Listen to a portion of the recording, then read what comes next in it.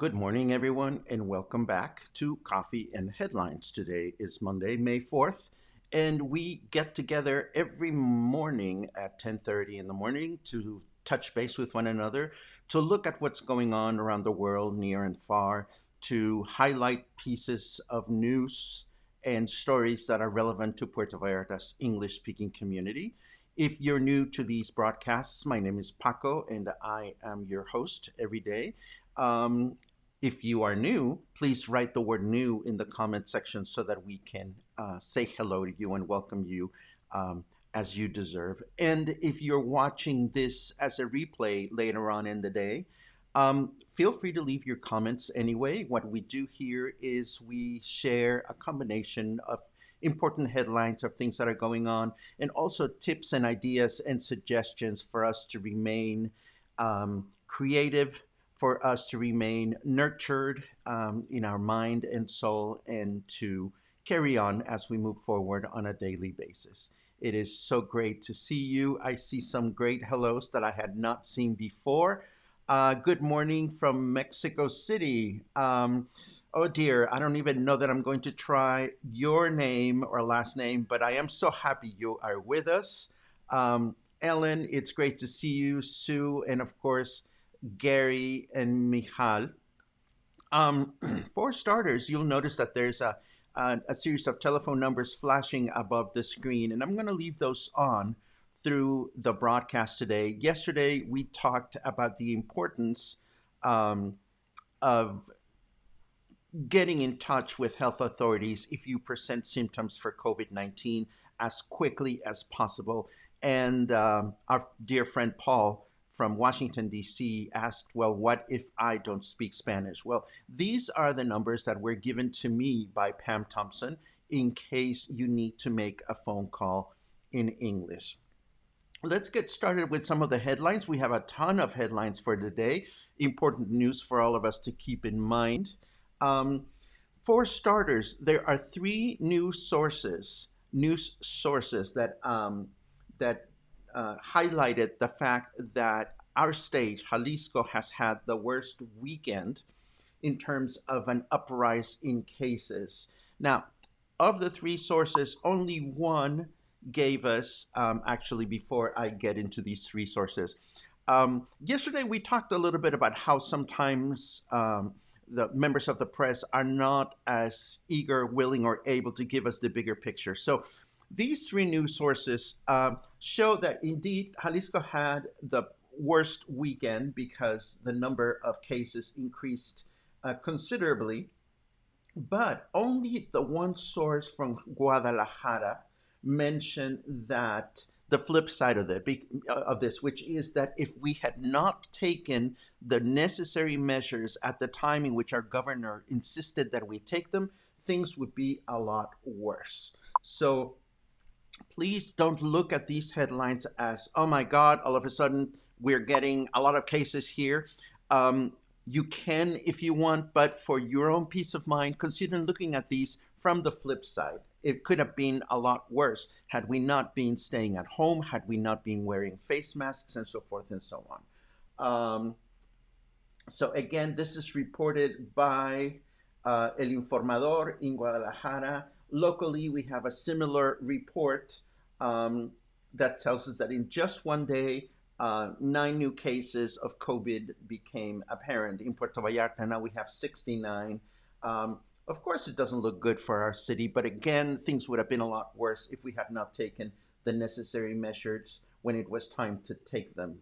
The third news item that is related to this comes from Vallarta Independiente, again talking about the 9 new cases that we received. But in due respect, when the paper starts by saying Puerto Vallarta went from light to shadow overnight, um, I have to wonder if these reporters are out there to make us feel reassured, or to make us feel frightened, or to just get headlines. I think the attitude or the way we react to these news headlines is entirely our own. It is our choice to go into fear and panic mode, or to stay in awareness and control mode.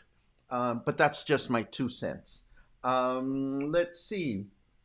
We also see a news item that comes from Mexico City about how the drama in hospitals is continue to develop. Again, this is an echo of something that we talked about yesterday. The fact is that coronavirus in the gravest of presentations, you can get the mild type of coronavirus, but in the really bad type of coronavirus, you're going to get it and things are going to develop really quickly, for better or for worse. I mean, if you start developing symptoms and by genetic disposition, by whatever reason, you happen to be among those folks that develop a bad case of coronavirus, things are going to happen really quickly, which is why two things. Number one, it's important to call the numbers that we have. You call 911 if you speak Spanish, you call these numbers if you speak English.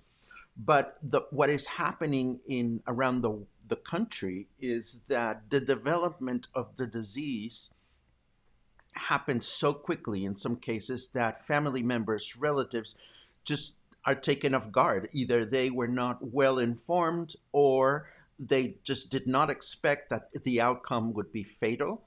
And what is resulting is a number of scenarios in hospitals in which people just cannot say goodbye to their loved ones. And this is unfortunately the nature of the beast. Meanwhile, there's an interesting article coming from north of the border in a study that suggests that once we develop a vaccine, a number of people have to want to take this vaccine. And in the United States, there are a number of people and around the world that don't believe in vaccines. So this article brings an interesting point of view as to what happens when the vaccine is developed and what happens, how many people need to be willing to accept the vaccine for the vaccine to have a noticeable effect in the population. I don't have a strong view for or against vaccines. I know that some people do, but it will be interesting to see how this pro and con of vaccines changes the way the COVID-19 pandemic continues to unfold. Another study coming from north of the border, this one came from Yahoo, in which a lot of people are starting to see that the process of going back to normal is not something that is going to happen overnight. And also, it's a case in which a lot of people are not necessarily just run out to the street once all the quarantine measures begin to be lifted throughout the country, in this case, the United States. And of course, through the rest of the world. You and I have had conversations about this, and it seems to me that a lot of us are going to start heading outside with a little bit of caution, and this is not something to feel good or bad about. It's simply the way most of us feel, or many of us feel, rather. Meanwhile, I also got this piece of news that passengers will be required to wear masks on American, Delta, and United as airlines try to convince passengers to fly again. Again, it's interesting to see that it is quite possible that airlines are seeing that trend, and in which people are not necessarily going to want to fly immediately. So I ask you, nice viewers that are drinking coffee with me today, do you have friends that have plans to fly quickly, that have plans to return to Vallarta or not? What kind of questions are you getting from your friends north of the border wanting to return to Puerto Vallarta? If you care to share some of your comments, I think it would be a nice dialogue to see going on. I know I have friends that are very eager to come back to Puerto Vallarta and have fun and so forth and so on, but they're not necessarily rushing to buy their return tickets in the near future. We'll just have to see how this unfolds. We have talked a couple of times about contact tracing and these new apps that are being developed by Google and by Apple. Once again, Vox comes to the rescue with yet another very comprehensive article that tells us how these applications that will live in our phones, how will they work, and exactly how many people need to be using them, and what kind of things are they tracking, and so forth and so on. This is something that I think will be really interesting to see, because at the same time that there are people developing vaccines and so forth and so on, other people believe that as long as we don't know who is giving the virus to whom, it will be difficult to contain it altogether. And that's what these applications seem to be about. I'm going to be reading a lot about this because, I'm a technology geek, for better or for worse. And, and I'm intrigued about how these applications that will monitor where you are, who you talk to, and the health status of all those people, how these applications handle the concept of privacy and confidentiality of information. Um, Meanwhile, Wired Magazine has published this new article, which is all the science and all the facts that they've uncovered about coronavirus in a single little encyclopedic form. I love this article because it has everything from basic background, basic symptoms, social distancing guidelines, how long does the virus last on surface. This is testing and treatment. I mean, it really is a nice condensed article, and it has a bunch of links built in. If you notice, there's all these links that can take you to other content that will be helpful in aiding us in understanding what's going on. Also, from north of the border, we learned that Uber will require drivers and riders to wear face masks. I wonder if this is something that will translate to other countries. I wonder, I have a vehicle, so I haven't been taking Uber lately. Well, I haven't been driving anywhere. But if you have been taking cabs here in Puerto Vallarta, I'm curious as to what the experience has been like. Would you get in a cab if the driver was not wearing a face mask? Have you been refused a cab ride if you're not wearing one? I'm just intrigued about these things. Feel free to share your comments, and we'll get to your comments in a second once we get past all these headlines. Um, Another local headline that caught my attention is that it is anticipated that tourism will begin to rise locally towards the end of July and August, and it will start with tourism coming from Guadalajara, according to local authorities. Local authorities suspect that our tourists from north of the border will be quite affected by their economy or lack of thereof. So it is the general belief locally that we won't be seeing a lot of international tourism until later on. Again, I I wonder how this is going to go.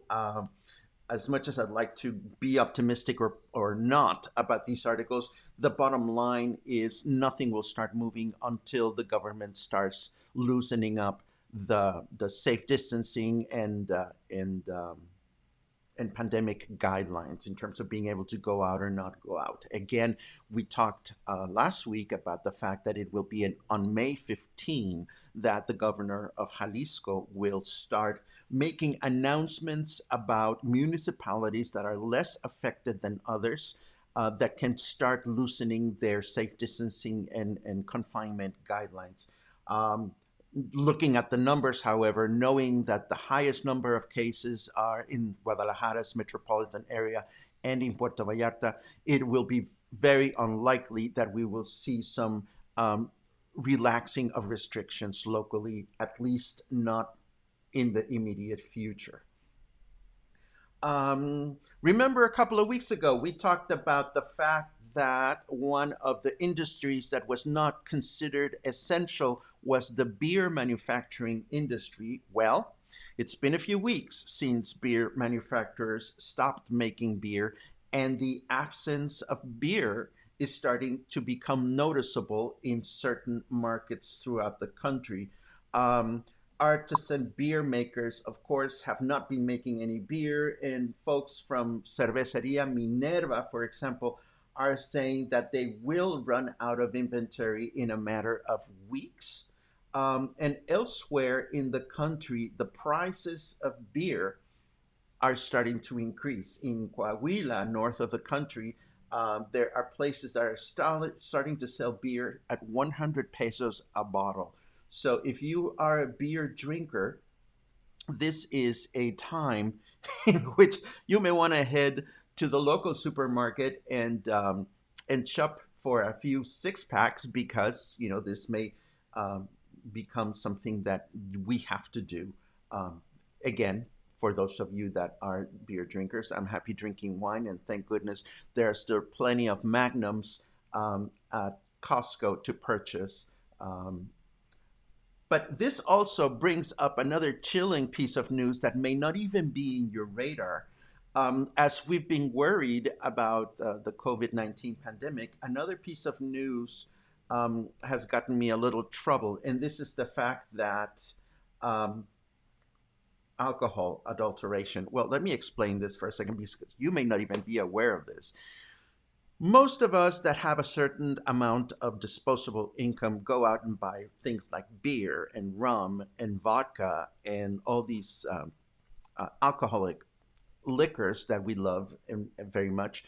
But there are a lot of people throughout Mexico that don't have that kind of disposable income. So you may not know this unless you've lived in a small town or you spend time with people that don't have a lot of money to spare for alcoholic beverages. There are a number of lines of alcohol products that are manufactured around the country. Just think about it as cheap booze. It is legal, but there are brands that you probably won't even find in the supermarket, because these are brands that are meant to be consumed by people with less disposable income. Well, while we've been worried about COVID 19, there is one such brand called El Chorrito, and apparently they are dealing with thousands and thousands of bottles of adulterated booze, and there have been 25 people that have died because of this. There are 76 people that have been hospitalized, and most of this has been going on in the state of Jalisco. This is a Mexico City based company, El Chorrito, that makes alcohol for the masses in Jalisco. So we are not going to be affected by this, um, of course, unless we're consuming these products. But I wanted to show this to you just in case you happen to be out and about and somebody offers you this brand of alcohol. Just be very careful. And this also makes raises a concern as to what happens when we go to small towns and we buy products that are not officially sanctioned. On the one hand, I've never had a problem with such products. I always go to places like Mascota or Talpa or San Sebastian, and I buy these locally made liquors, and I've never had a problem with them. It is unfortunate that isolated incidents like this one make us a little bit weary about consuming these products when we are out and about. So if it's El Chorrito, please pay attention. There's another news item about this. This one coming from Proceso magazine in Mexico City. I'm going to share these links with you so that you can have them. Everything else that I have is a little bit on the leisurely side. So let me check in with you to see how you're doing. Let's take a quick look at your comments and reactions. I think we all benefit from these. Let's take a look. Oh, there's a lot of you here. How nice to see that you're joining us. Um, there's 42 of you watching live. It doesn't sound like a lot, but it is so nice to see that there are 42 of you watching. Um, Kathleen recommends Beastie Boys story movie. This is interesting. Please let us know what network you saw it on, Kathleen, so that we can be better alerted to this. Sean O'Brien tells us that May the 4th be with you, Paco. Happy Star Wars Day. Do you know the origin of this? The origin of Star Wars Day comes from the United Kingdom. It is not the first day in which the first movie was screened. In the United Kingdom, Margaret Thatcher became the first female prime minister on May the 4th. I don't remember the year, but apparently a lot of people made signs or tweeted, I don't know, but they said, May the 4th be with you, Maggie. And it's because of this that around the world, May the 4th, wordplay with May the Force, became International Star Wars Day. So today is International Star Wars Day. May the 4th be with you all. Um, you guys are making me self-conscious because I'm finally putting on other clothes. It's not that I don't have clothes. I just thought it would be better for consistency if I always wear blue. But thank you for your comments on what I wear. It's really cute. March, it's nice to see you. More comments about my clothes. There you go. I'll become multicolored just to make you happy.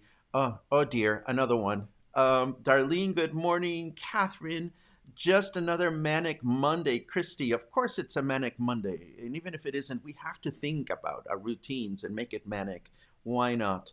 Um, Darlene, 2 week incubation time like for the COVID 19. Yes, absolutely.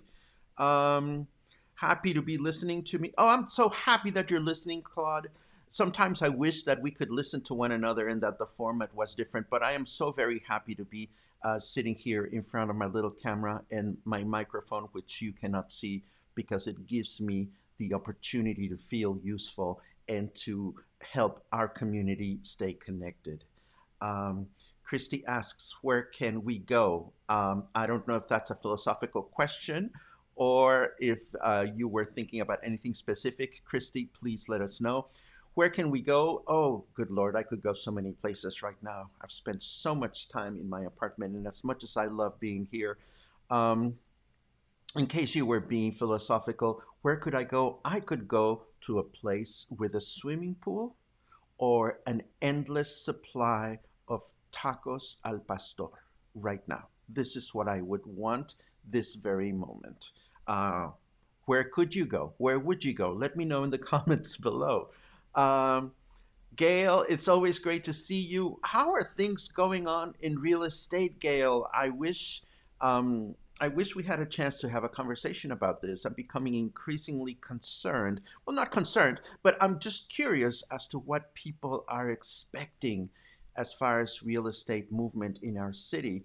There's increasing reports that Airbnb um, is not going to come back to what it used to be. So for those real estate agencies that have been promoting real estate purchases as investments, I'm wondering if you're having to change the things that you tell people. For people that have been concerned about the increased development in Emiliano Zapata, our very popular tourist neighborhood, all of a sudden there's so many buildings. So I'm wondering if people are starting to ask for other things. And then there's all the development that's going on elsewhere in the city. I live very close to Versalles, and there's all these new buildings. Anyhow, it's something that I think is fascinating and interesting. And again, we've reached out to a couple of real estate professionals in the city for points of view, just to see how their business is doing. We certainly want everybody's business to do well. Um, Good morning from Bucerias. Teresa, it's great to see you. Colleen, it's great to see you as well. Sue has plans for late October, but we'll wait and see. Too many people not following the rules and the virus will not be gone. This is absolutely true. Unfortunately, this is not something that we're going to see go away overnight. Paul, we were just talking about you. In case you got here a little bit late, the numbers you requested for calling if you don't speak English and you want to report your symptoms are scrolling through today's broadcast, and I will be sharing them with you with the show notes in a little while. Um, Rita comments, no mask, no cab, driver and passenger alike. That sounds like a fair rule to me. I would not want to get on a cab with a Uber driver that is smoking a cigarette or an Uber driver that is not wearing a face mask.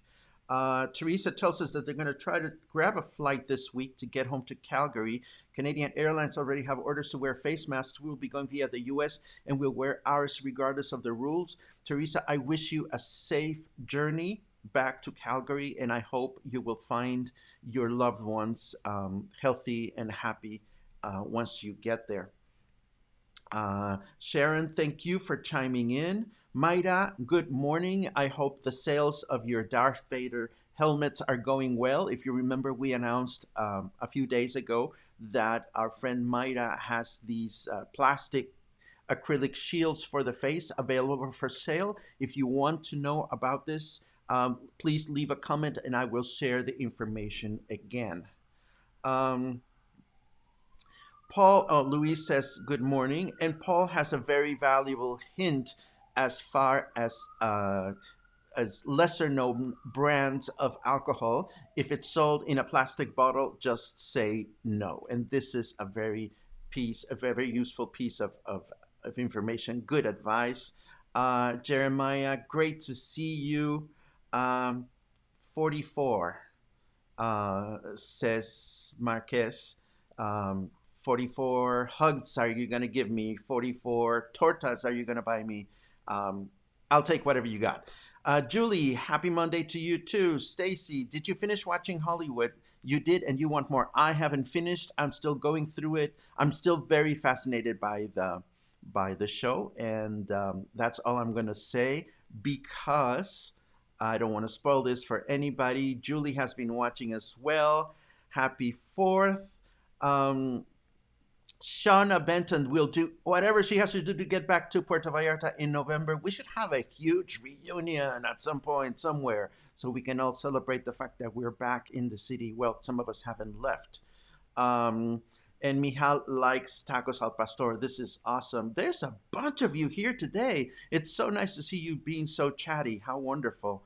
Paul asks about his thoughts on Airbnb on his timeline. She posted it. He posted it this morning. Yes, I read your article, Paul, and I'm going to share it with everybody. I didn't have a chance to put it up on the list of links today, but it was a very insightful article about how things are not going to be so rosy for Airbnb in general and for Airbnb investors in particular.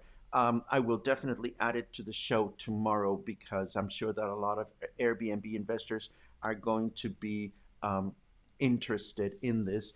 Building hasn't stopped in Palmar de Aramara. Our friend Edgar Sanchez is here. Edgar is a Spanish-speaking entertainer in this town. He is incredibly funny when he does his lives through his own little persona. I won't tell you much about this, but I sure hope that Edgar is going to be doing a show sometime in the near future so that we can all enjoy it. Russell wants to go back to PVE. I hope you can come back sometime in the near future. Kelly sees a lot of taxi drivers that only put their masks on when they get a fare. Interesting. And you have a point, Kelly. I mean, it doesn't make a difference if the cab driver just puts it on. I mean, how do we have the peace of mind to know that his car is clean, his car is disinfected, so forth and so on? Gail has a long comment about real estate, and yes, we should have Franklin on our show. I will get in touch with Franklin to see if he wants to give us an interview because, again, it'll be interesting to see how the different industries are developing.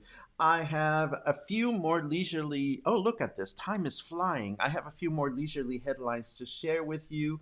As always, we don't want this to just be about formal and serious news. We want to also comment on other things. And I heard through the grapevine that our friend Mimo Lorusso from La Piazzetta has decided to reopen, of course, following strict guidelines of social distancing. I can see from these photos that he has installed a smaller number of tables outside of the restaurant.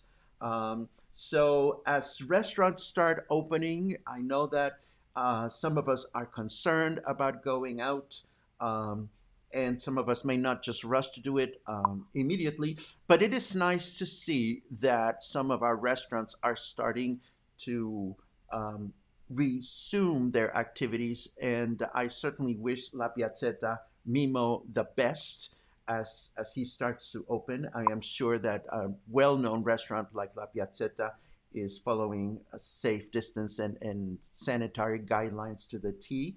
Um, Good luck.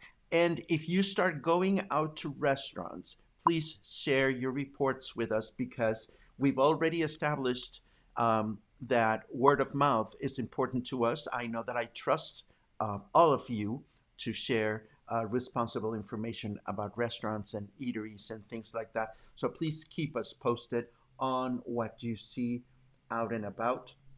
Of course, I've dined at La Piazzetta a number of times and I love their food. It's quite tasty. Um, our friend Elaine alerted me to the fact that the Stratford Festival on Film, and I'm sorry we have a blank image here.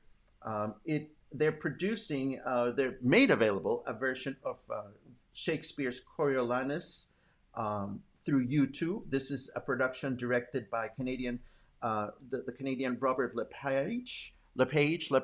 I'm not sure, but he is a very well known film, theater, and opera director. So I am sure that this is going to be a fabulous production to watch for those people that like um, classical traditional theater. Although the director is renowned for making very bold statements in his productions. Another important theater director and producer, Cameron McIntosh, just gave an interview on BBC Radio about how he believes that theater, as we know it, the big theater productions, will not come back until early next year. And I'm quoting, the truth is, until social distancing doesn't exist anymore, we can even plan to reopen. So it'll be important to read this if we're interested in theater. So it'll be good to read this. This is not happening here. How common it is for us to see iguanas in our trees? Well, apparently in India, um, which is completely locked down due to the coronavirus, thousands and thousands of flamingos, pink flamingos, are back. And I am so fascinated by these photos and some of the video because this must be so commonplace to them. But I swear, if I was in a place where all of a sudden I saw thousands and thousands of flamingos flying around, I would be completely mesmerized and I would believe that you would too. Um, Interesting read, without a doubt. Um, and last but not least, it is unfortunate that this is not presented with more research, but today, Contralinea, a local news source, tells us that on a day like today, 158 years ago, indigenous residents of the region attacked and killed a number of Marines who were docked on our beach because they were here to pick up minerals coming from the mines up in the Kuala River, possibly San Sebastián del Oeste.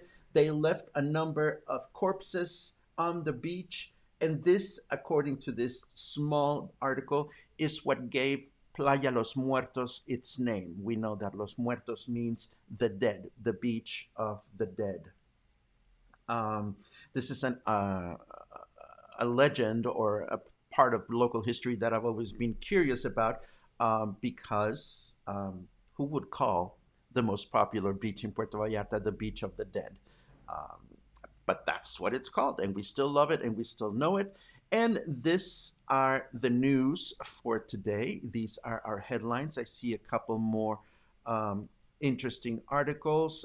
Candace took some takeout pizza from Vegetalia yesterday and she liked it. Lydia tells us that Langostino has been open and following strict um, guidelines right along. It is good to see that.